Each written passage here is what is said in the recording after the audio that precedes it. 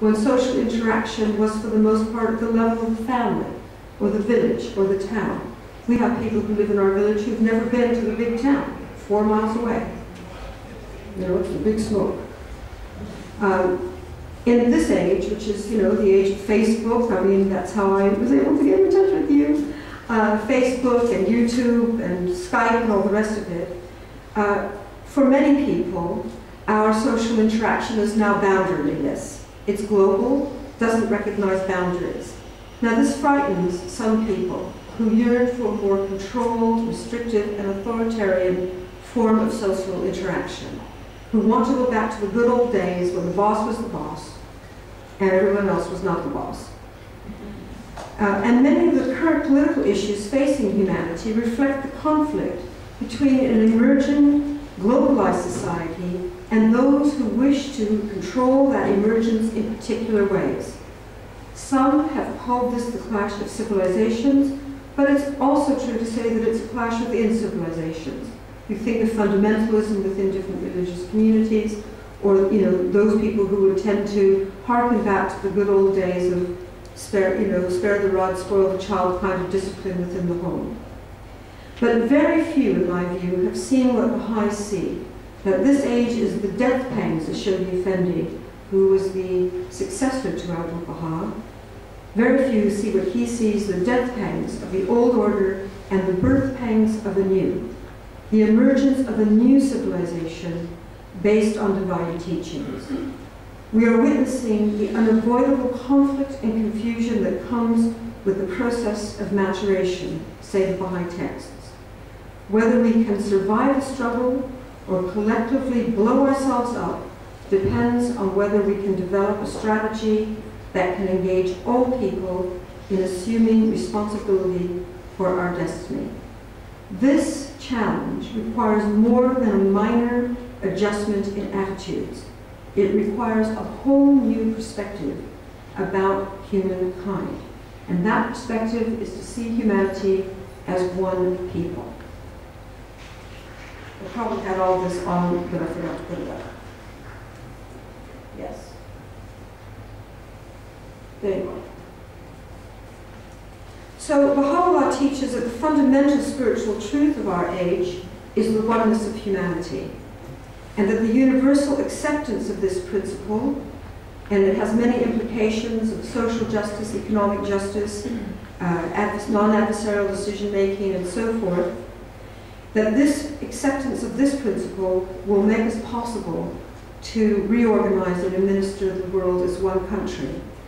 That is a very scary thought for many people, because all of the images of anything beyond national governance we only have fiction for it. We only have fiction books around us and film, on the one hand, or we have attempts to impose that in a very negative way from the top, if you think of Hitler and so on, or Alexander, or any of these characters from the past. So for many people, this is a very scary concept.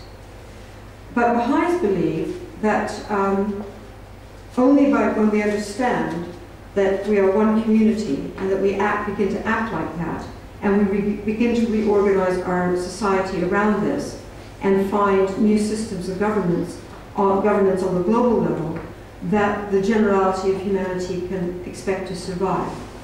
Without that, our survival rate is very low. Individuals may, whole communities may, but as a planet, we are going to be in very dire straits. Baha'is believe that justice is the one power that can translate the dawning consciousness of humanity's oneness into a collective will that will enable us to develop a global community and appropriately named structures.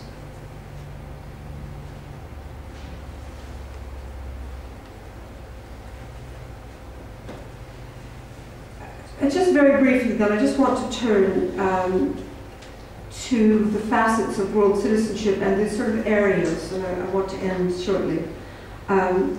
The concepts that are behind the concept of global citizenship, which are concepts of economic and social justice, as I said, this non-adversarial decision-making, equality of women and men, the harmony of what are considered to be the major divisions of society: ethnicity, race, gender, national differences, and religious differences. And underlying the Baha'i concept of how these come together is a willingness to be self-sacrificial for the common good. Now, Baha'is generally know what sacrifice means. Other people think of sacrifice as something that's very hard to do, that you have to give up, something that's really precious to you, and satisfy yourself with something lesser so that other people might be better off. But the Baha'i concept of self-sacrifice is actually quite different. It's giving up something lesser for something greater, something we don't need for something we do need. And that's a different kind of sacrifice. It's a different need. It's making something sacred. And Baha'is believe that by using this concept of self-sacrifice, we will be able to achieve those things which will create world citizenship, such as human honor and dignity, understanding, amity, cooperation, trustworthiness, compassion, service, and a desire to serve. These are some of the qualities that are going to be needed in our new community at the global level. They're needed now. They're not much in evidence.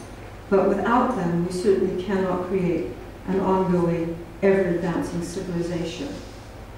In the Baha'i writings, in order to operationalize this at the global level, we're told that we will need new institutions. These are not institutions that will be dumped upon humanity from a great height, but things that we ourselves will create because they're necessary, and that we will begin to understand them. And anybody who's lived during the past 2 years of the credit crunch and the financial problems that have encircled the planet will recognize that even one financial institution at the global level could have helped out. So it's of that nature that the Baha'is are looking. And here are, there are just a few institutions that Baha'is believe will come about. They're not surprising to you in the sense of every national government, every local government has these same institutions of an executive, a parliament, a judiciary, some kind of police force, and where force is made the servant of justice. Every community is built on these principles, every active community these days, every surviving, not Somalia, okay, they don't have it there, but that's a failed state, right? But everywhere else is built on these principles, and all Baha'is are saying is that these same principles need to be applied at the international level too. There are some practical things we need to do to make a more just world. One is to disarm.